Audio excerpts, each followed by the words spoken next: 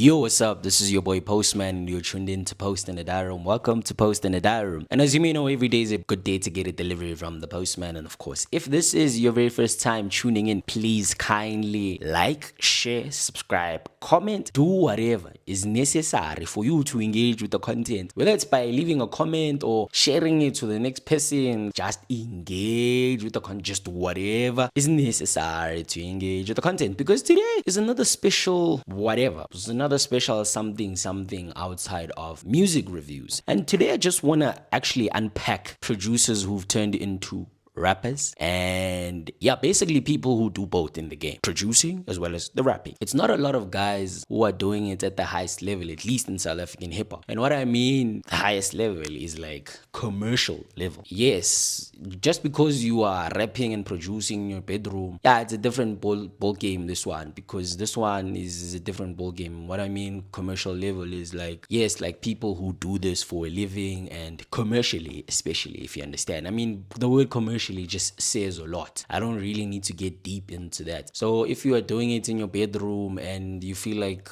I didn't mention you in this conversation, it's not my intention. I just don't know about you, but I'm just gonna talk about all the guys that I know. The guys that I know are Tweezy, Zuchi Coke Dope, Shooter Coombs, Not Benjamin, Gemini Major, Makwa. How can I forget Makwa? Makwa going crazy with Questa. But one person specifically that I actually want to talk about with regards to this whole entire conversation has to be KindlyNxsh. KindlyNxsh is another dude who's currently doing it at the highest level, and he's now re-establishing himself as a rapper. Despite, a lot of the music on his DSPs dating all the way back to 2019, where he's actually rapping, on the beats that he would probably make on other people's beats. He gained prominence by just being crazy on the keys. I think importantly, at least for me personally, rapping is a very difficult thing. It's a complex sport. It's something else, and half the time, I get like worried when a producer comes out and announces their debut single. Hey man, I'm dropping a joint and then you wonder to yourself,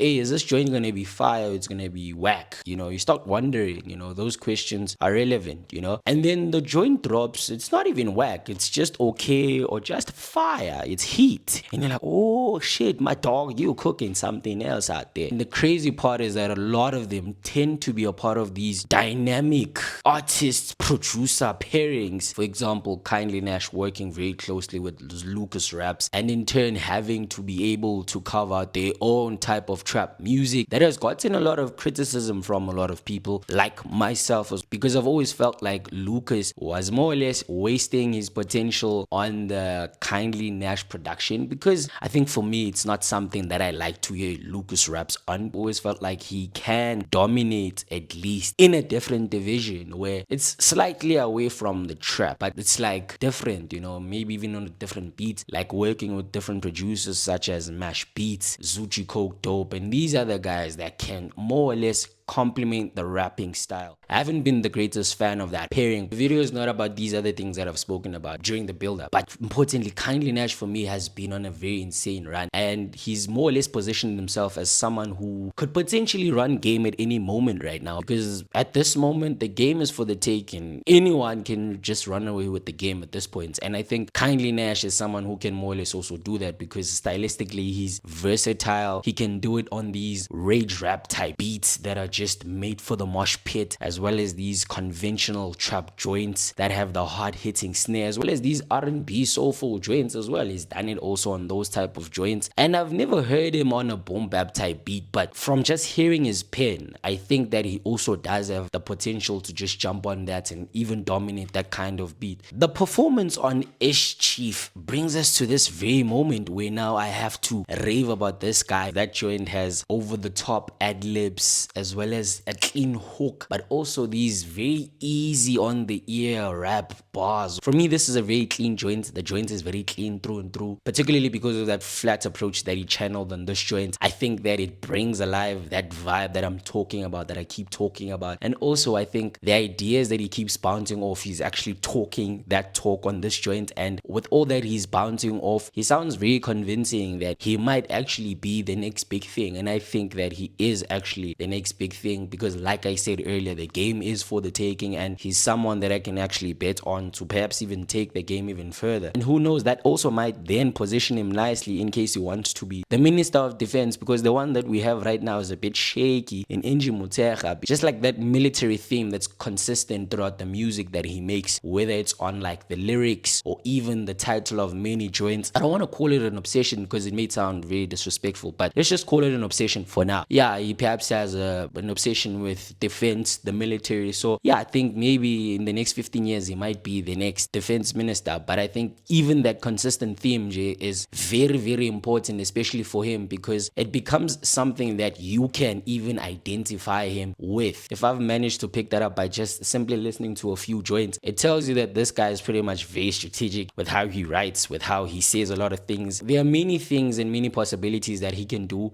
with the music at the moment. And like I said, the world is his oyster right now. I think Eish Chief is a very great joint. More or less solidifies the foundation that he had built for himself. Post in the diary, please kindly like, share, subscribe, comment, do whatever is necessary to engage with the content. I will see you on the next one.